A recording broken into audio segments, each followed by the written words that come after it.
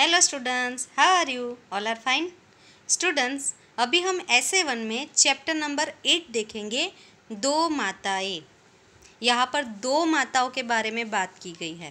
ठीक है, बहुत इंटरेस्टिंग स्टोरी है। आप सुनोगे तो आपको बहुत मज़ा आएगा। ठीक है, तो आप स्टोरी ध्यान से सुनना। मैंने चैप्टर आपको रीड करने के लिए भी कहा था, अभी हम उसके एक्सप्लेन करते हैं। तो आप सब तैयार हो? ठीक है, तो यहाँ पे दिया है, मनुष्य और जीव जगत का नाता अटूट है। यानी ये धरती की जब शुरुआत हुई तो मनुष्य और जीव जगत का नाता अटूट है, यानी हम एनिमल से जुड़े हुए हैं। जैसे हम खेतीबाड़ी करते थे पहले के ज़माने में, तो बैलों का यूज़ करते थे, फिर ऊंट के ऊपर सवारी करते थे, घोड़े की सवारी, फिर गाय भैंस बकरी। यानी हमारा और जानवर का नाता अटूट है, वो कभी टूट ही नहीं सकता। ठीक है, दोनों एक दूसरे के पूरक है। यानी हम जानवर को भी इंसान की ज़रूरत पड़ती है और इंसान को भी जानवर की ज़रूरत पड़ती है। फिर माँ तो माँ ही है। बच्चा चाहे मानव का हो चाहे पशु का, कहानी पढ़कर देखो कि किसने क्या किया। यानी माँ तो माँ होती है, चाहे वो जानवर की हो चाहे इंसान की, दोनों की फीलिंग्स सेम होती है। आपने कभी कभी देखा होगा, जैसे बंदरिया जो होती है अपने बच्चे को कैसे सीने से लगा के रहती है। ठीक है, जो कुत्ते होते हैं वो अपने बच्चे से कितना प्यार करते हैं। ठीक है, तो जानवर में भी वो फीलिंग्स होती है। हाँ, वो अपने फीलिंग्स बोल नहीं पाते, बट फीलिंग्स तो होती है। ठीक है, तो ये चैप्टर पढ़कर जानेंगे कि किसके साथ क्या हुआ। ठीक है, तो हम शुरुआत करते हैं। भारत के तथ्य और बेतार विभाग के कर्मचारियों को विभिन्न और विचित्र तरह के अनुभवों से गुजरना पड़ता है। यानी कि ये संशोधन की पूरी टीम होती है, इनको कहीं पे जाकर संशोधन करना पड़ता है, रिसर्च करना पड़ता है और ढेर सारे अनुभवों से गुजरना पड़ता है। वे लोग भारत के वन्य प्राणियों तथा आदिवासी लोगों की जिंदगी के बारे में नई नई खोज खबर जुटाते फिरते हैं। यानी इनका काम क्या है कि वो जंगल में जाते हैं, जानवरों के बारे में रिसर्च करते हैं, आदिवासियों के बारे में रिसर्च करते हैं और नए नए खोज खबर जिसके बारे में हम नहीं जानते वो जानकारी वो हासिल करते हैं। ठीक है, यह कथा भी उसी तरह की एक घटना पर आधारित है। तो हम जानेंगे कि ऐसी कौन सी घटना है। ठीक है, असम के एक अनजान प्रदेश में, अनजान यानी इस देश को कोई नहीं जानता है, उस प्रदेश में पहाड़ की तलहटी में, यानी पहाड़ का जो निचला हिस्सा है, आदिवासियों का एक छोटा सा गांव है। गांव का नाम है हथिया। गांव का नाम क्या है? हथिया। गांव में शीत ऋतु की विदाई पर एक उत्सव मनाया जाता है। यानी ठंडी की मौसम जाती है तब एक उत्सव मनाया जाता है, एक त्यौहार मनाया जाता है। यह विचित्र उत्सव है। विचित्र यानी ऐसा त्यौहार हमने कभी सुना ही नहीं है। ये ना दिवाली है, ना होली है, ना उत्तरायण है, ना नवरात्रि है। ऐसा कोई त्यौहार नहीं है, अलग प्रकार का त्यौहार है उनका, बिल्कुल अलग प्रकार का। पहाड़ के नीचे रंगीन किस्म के पत्थर से बनी एक खाई है। उसी खाई के निकट लकड़ी का सुंदर मंदिर है। मंदिर में कोई मूर्ति नहीं है। देखो, एकदम विचित्र प्रकार का। जैसे हम कोई भी मंदिर में जाते हैं तो मूर्ति होती है, पर इस मंदिर में कोई मूर्ति ही नहीं है। ओके, बल्कि दीवार और छतों पर खुदाई करके बनी छोटी छोटी मूर्तियाँ उपस्थित है। यानी दीवारों पर खुदाई करके वहाँ पे ही ड्राइंग किया गया है। आप जैन मंदिरों में और स्वामीनारायण मंदिर में देखते होंगे, ऐसे खुदाई करके बनाया हुआ होता है। ठीक है, हथिनी माँ के निकट बच्चा हाथी। यानी कौन सा पिक्चर है यहाँ पर आप देख सकते हो कि कौन सा पिक्चर है कि एक हथिनी है, उसके पास उसका बच्चा है और माँ की गोद में छोटा बच्चा, और एक ह्यूमन यानी एक इंसानी माँ है और उसकी गोद में उसका बच्चा। ऐसा पिक्चर है, ऐसा ड्राइंग है। पूजा जैसी कोई बात ही नहीं, यहाँ पे कोई पूजा नहीं होती, बल्कि कतारों में माताएं, यानी बहुत लंबी लाइन लगती है, उसमें माताएं, लड़कियां, लड़के, बूढ़े सभी दूध से भरे घड़े, डलियों में फल, केले के गुच्छे, मिट्टी की कुप्पियों यानी छोटे छोटे मिट्टी के बर्तन आते हैं, उसमें मधु यानी कि शहद, हनी लेकर हाजिर हो जाते हैं।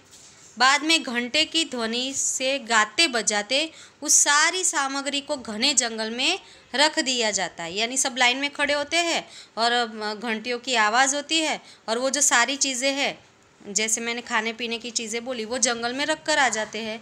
लौटकर लोग गाने बजाने नृत्य आदि में मस्त हो जाते हैं।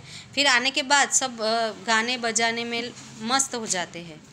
तथ्य विभाग के कर्मचारियों को बहुत दुख है कि इतनी अच्छी सामग्री जंगल में फेंक दिया गया। यानी उनको क्या लगा, इतनी अच्छी सामग्री जंगल में ऐसे ही छोड़ के आ गए, खुद न खाए तो न खाए पर बाहर के लोग भी तो है। एक आदिवासी लड़के ने शर्म से चिढ़कर कहा, छी छी, ऐसी बात करना भी पाप है। इन सब चीज़ों को तो हाथियों के लिए दिया गया है, वे सभी खाएंगे। यानी बच्चे ने, एक आदिवासी बच्चे ने ये सारी बातें सुन ली और उस बच्चे ने कहा कि नहीं नहीं, ऐसा नहीं है, हम इन चीज़ों को जंगल में नहीं फेंकते, बल्कि इनको तो हाथियों के लिए दिया जाता है। अच्छा, तो फिर उन सबको पता कैसे चलेगा ये सब उनके लिए रखा गया है? हाथियों को कैसे पता चलेगा कि ये सब खाना आदिवासियों ने उनके लिए रखा है? क्यों?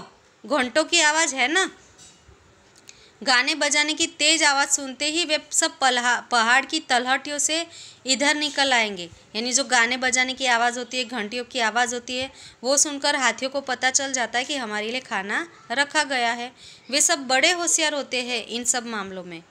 लेकिन इतने सारे जानवर हैं, फिर हाथी क्यों? यानी जंगल में तो बहुत सारे जानवर होते हैं, तो ये सब खाना हाथियों के लिए क्यों दिया जाता है? इसके जवाब में गांव के बड़े बूढ़े ने वह किस्सा कह सुनाया जो इस प्रकार है। यानी बूढ़े आदमी ने फिर वो किस्सा सुनाया कि गांव का नाम हथिया क्यों रखा है, फिर हाथियों को ये सब खाना क्यों दिया जाता है। तो चलो हम भी सुनते हैं ये स्टोरी।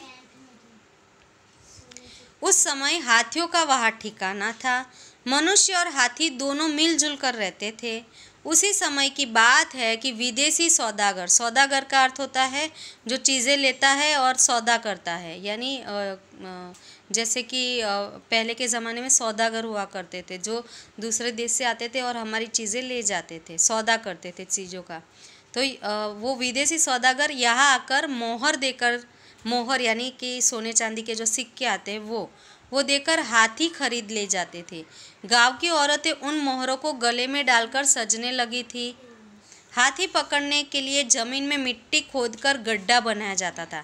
हाथी थोड़ी ना छोटा सा जानवर है कि ऐसे हम हाथ से पकड़ लेंगे, तो इतना बड़ा हाथी तो ऐसे हाथ में नहीं आएगा। तो उनके लिए क्या किया जाता था, मिट्टी खोदकर जमीन में गड्ढा बनाया जाता था और उसे घास फूस से ढक दिया जाता था। यानी हाथियों को नहीं पता चलता था कि यहाँ पे गड्ढा है, हाथियों को पता नहीं चलता था। उसके ऊपर चलते ही हाथी उस गड्ढे में जा गिरते थे। सौदागर लोग आकर उन्हें गड्ढे से निकाल कर ले जाते थे। जाते समय गांव के मुखिया को मोहर दे जाते थे। उस झुंड के दूसरे हाथी दोबारा उस जंगल में दिखाई नहीं पड़ते थे। यानी एक बार हाथी गिरते थे, 2 बार गिरते थे। अभी उनको पता चल गया कि ये आदिवासी हमारे लिए गड्ढा खोदते हैं ताकि हम गड्ढे में गिर जाए, तो हाथियों ने वो रास्ता छोड़ दिया, वहाँ से जाने का रास्ता बंद कर दिया, क्योंकि हाथियों को गांव के लोगों पर अभी भरोसा नहीं रहा था। गाँव वालों की इतने दिनों से एकमात्र शत्रुता बाघ से थी। यानी पहले उनके दुश्मन कौन थे, टाइगर। अब तो 2 शत्रु हो गए, काला बाघ और जंगली हाथी। हाथी भगाने के लिए खेत पर पहरा बैठाया गया। कनस्तर बजाकर, यानी एक टीन का पीपा आता है कि अगर हाथी खेत में आते, जंगल में आते हैं, तो वो कनस्तर बजाकर सबको खबर दी जाती थी कि हाथियों का झुंड आ रहा है, ताकि सब तैयार रहे उनको भगाने के लिए। हाथी भगाने के लिए खेत पर पहरा बैठाया गया। कनस्तर बजाकर खबर कर दी जाती थी कि हाथियों का दल आ रहा है। लोग मशाल जलाकर तैयार हो जाते थे। बाघ बिना किसी तैयारी के घुस जाते थे। अंधेरे में चुपचाप जंगली झाड़ियों के बीच लुक छिप कर। उन्हें कोई रोक नहीं सकता था। बाघ को थोड़ी ना कोई रोक सकता है। एक दिन की बात है, जाड़े के अंतिम दिनों में घर के दरवाजे, यानी ठंडी के दिन थे, घर के दरवाजे खिड़कियां खोलकर लोग वसंत के स्वागत के लिए बाहर निकल गए थे। यानी जैसे ठंडी की मौसम जाती है और गर्मी की मौसम आना शुरू होती है, तो बीच की जो ऋतु होती है वो होती है वसंत ऋतु। तो वसंत ऋतु का सेलिब्रेशन करने के लिए वो बाहर निकले थे। ऐसे में अचानक ढोल कनस्तर की आवाज़ गूंज उठी। यानी पता चल गया कि हाथियों का झुंड आ रहा है। लोगों को सचेत कर दिया गया कि हाथियों का दल, यानी हाथियों का पूरा झुंड दिखाई पड़े है। जहाँ कहीं भी आदमी औरत थे, उसी समय उस तरफ दौड़े हाथियों का सामना करने, नहीं तो इस बार की सारी फसल नष्ट हो जाती। मौका देखकर एक बाघ वहाँ आ गया, क्योंकि सब लोग कहाँ गए थे, हाथियों को भगाने के लिए। तो बाघ को तो मौका मिल गया कि गांव में कोई नहीं था और मुखिया के 5 महीने के बच्चे को कपड़े समेत उठा ले गया। बच्चे की माँ की नींद वैसे भी हल्की होती है, यानी बच्चे की माँ की नींद ऐसे भी नहीं होती, वो हमेशा अपने बच्चे की चिंता में रहती है। आँख खुलते ही बाघ को देखा, बाहर रखी मशाल को उठाकर लखिया रे पुकारती हुई उसके पीछे पीछे दौड़ी। देखो, माँ को चिंता नहीं होती कि बाघ उसे खा जाए कि नहीं, क्योंकि उसको तो उसके बच्चे की चिंता होती है। मोहल्ले की औरतों को खबर लगी, पर वे सब भय के कारण आगे नहीं बढ़ी। बाघ जंगल की तरफ भाग गया। जंगल में छुपने का जो रास्ता था वह हाथियों का चलने का रास्ता था। वहाँ गड्ढे बने थे, गड्ढे के ऊपर डाल पत्ते बिछे थे। उस गड्ढे में हाथी का एक बच्चा गिर गया था। बच्चा हाथी के रोने की आवाज़ ठीक मनुष्य के बच्चे की तरह थी। गड्ढे के ऊपर उसकी माँ हथिनी छाया की तरह चारों तरफ चक्कर लगा रही थी। बाघ उसकी बगल से निकल गया। यानी अभी सीन देखो क्या हुआ कि एक गड्ढे में हाथी का बच्चा गिरा हुआ है और यानी वो बच्चे की माँ गड्ढे के चारों तरफ चक्कर लगा रही है, किस तरह वो अपने बच्चे को बाहर निकाले, ठीक है। और उसके बाजू में से ही वो जो बाघ था वो मुखिया के बच्चे को लेकर भाग गया। आँख की कोर से माँ हथिनी ने बाघ को देखा, यानी ऐसे करके वो माँ जो हथिनी थी उसने बाघ को देखा। चील के झपटे की तरह तेजी से चिंधाड़ती हुई हथिनी बाघ के पीछे दौड़ी। देखो, जानवर है वो, हथिनी जो है वो जानवर है, पर उसने इंसानियत दिखाई। अपने बच्चे को गड्ढे में ही छोड़कर वो मुखिया के बच्चे को बचाने के लिए बाघ के पीछे दौड़ी। गड्ढे में बच्चा पड़ा रहा। उसके बाद जंगल को कंपाने वाली भयंकर आवाज़ हुई। बाघ के पंजे से छुड़ाकर बच्चे को अपनी सूंड में लपेटे हुए हथिनी मुखिया की औरत की गोद में बच्चा रखने के बाद चुपचाप वहाँ खड़ी रही। स्टूडेंट्स, आप देख सकते हो, इंसानों में इंसानियत नहीं होती, पर जानवरों में इंसानियत ज़रूर होती है, ठीक है। चुपचाप वहाँ खड़ी रही। बच्चे के शरीर पर कंबल लिपटे होने की वजह से उसे खरोच तक नहीं आई। अपने बच्चे को चीखता चिल्लाता छोड़कर वह औरत ताबड़तोड़ गड्ढे के ऊपर से झाड़ियों, कंटीले पत्तों, डालों को अलग करने में लग गई। फिर वह धीरे से गड्ढे के किनारे किनारे पाँव जमाते हुए नीचे उतर गई। हथिनी के बच्चे को कोई खास चोट नहीं आई थी, लेकिन वह डरा समा हुआ था। उसको चोट तो नहीं आई थी, पर वो डरा हुआ था। अब उस गड्ढे से ऊपर उठाने की समस्या थी, यानी हाथी का बच्चा तो हैवी होता है ना, वो औरत थोड़ी ना खींच के ऐसे निकाल सकती है। वह औरत फिर से ऊपर आई और पेड़ की डाल के 2 आड़े तिरछे टुकड़े गड्ढे में डाल दिए, ठीक है, यानी सीढ़ी टाइप बना दिया। सीढ़ी की तरह वे टुकड़े स्थिर पड़े थे।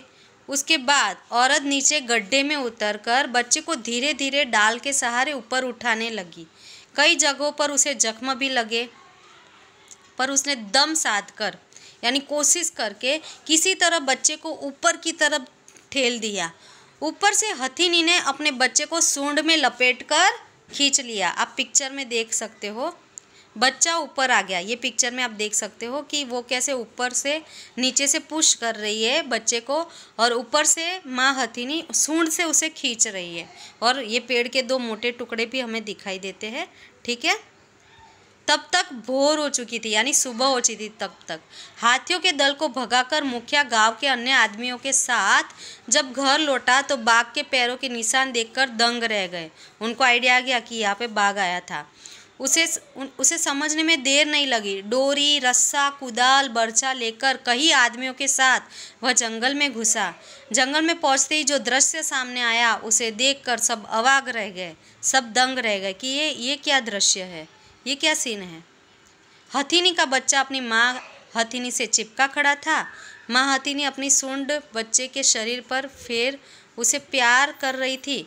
उसी जगह उसकी स्त्री भी, यानी वो जो मुखिया की पत्नी थी, अपने बच्चे को सीने से लगाए बैठी थी। हाथ के औजार, रस्सी आदि सब फेंककर गांव के लोगों ने हाथ जोड़कर झुककर जंगल के देवता को प्रणाम किया। मुखिया की पत्नी बच्चे को गोद में लेकर खड़ी हुई। हथिनी अपने बच्चे के साथ जंगल की तरफ चली गई। मुखिया ने उसी समय सभी गड्ढों को भर देने का आदेश दिया। सौदागर को हमेशा के लिए गांव से भगा दिया और तब से फिर कभी इस तरफ किसी ने हाथी पकड़ने की कोशिश नहीं की। तभी से प्रत्येक साल जाड़े के दिनों में यानी ठंडी के दिनों में खेत में फसल पकने पर हाथियों को नैवेद्य दिया जाने लगा। यह गांववासियों का अपना तरीका था धन्यवाद कहने का, जैसे हम थैंक यू कहते हैं ना, तो ये उनका तरीका है। उन्होंने एक त्यौहार डिसाइड कर लिया कि हम ऐसे एक त्यौहार मनाएंगे। तो फ्रेंड्स, आपको ये चैप्टर कैसा लगा? बहुत ही अच्छा और बहुत ही इंटरेस्टिंग चैप्टर है कि जानवर भी अपने दिमाग से यानी अपनी इंसानियत दिखाते हैं। ठीक है, यहाँ पर हाथी को किसी ने नहीं बोला था कि तुम्हें उस बच्चे को बचाना है, ठीक है, पर उसको तुरंत समझ में आ गया, उसको सारी पोजीशन तुरंत समझ में आ गई और वो अपने बच्चे को गड्ढे में छोड़कर मुखिया के बच्चे को बचाने के लिए उससे बाघ से फाइट करती है और मुखिया के बच्चे को बचा कर लाती है। तो हम देख सकते हैं कि जानवरों में भी इंसानियत होती है, उनमें भी इमोशंस होते हैं, फीलिंग्स होती है। हमें उनकी फीलिंग्स को समझना चाहिए, ना कि उनका मिसयूज़ करना चाहिए, उनका फ़ायदा नहीं उठाना है हमें, क्योंकि वो भी लिविंग थिंग है, उनके अंदर भी फीलिंग्स होती है। हम ऐसे ही अपने फ़ायदे के लिए उनका यूज़ करना है, मिसयूज़ नहीं करना है। ठीक है, तो इस चैप्टर से हमें बहुत कुछ सीखने को मिलता है कि हमें जानवरों की कदर करनी चाहिए, उनकी फीलिंग्स को समझना है। ठीक है स्टूडेंट्स, तो मैं यहाँ पर हम ये चैप्टर फिनिश करते हैं। Thank you.